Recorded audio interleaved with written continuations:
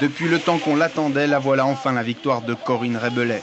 Après avoir échoué aux marches du podium des JO de Salt Lake City, elle avait soif de revanche et elle l'a montré ce matin sur la piste des Grisons. Avec une descente parfaite, elle a su faire la différence, surtout dans le haut du parcours. Elle s'impose avec une demi-seconde d'avance sur la Française Mélanie Suchet. Corinne Rebelet a su jouer les premiers rôles tout au long de la saison. Cette victoire est donc une belle récompense pour la skieuse des Creusets. Elle signe aujourd'hui sa 5e victoire en Coupe du Monde, la 3e en descente. Cela faisait 2 ans qu'elle n'était pas montée sur la plus haute marche du podium. Un bon moyen pour faire taire les médisants.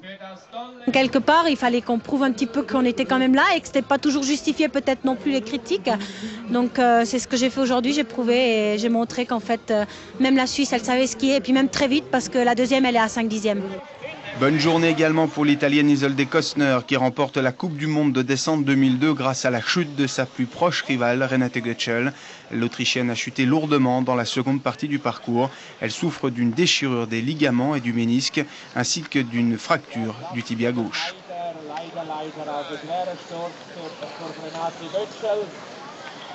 À noter enfin la contre-performance de Sylviane Berthaud qui finit 19e à 2 secondes 18 de Corinne Rebelet.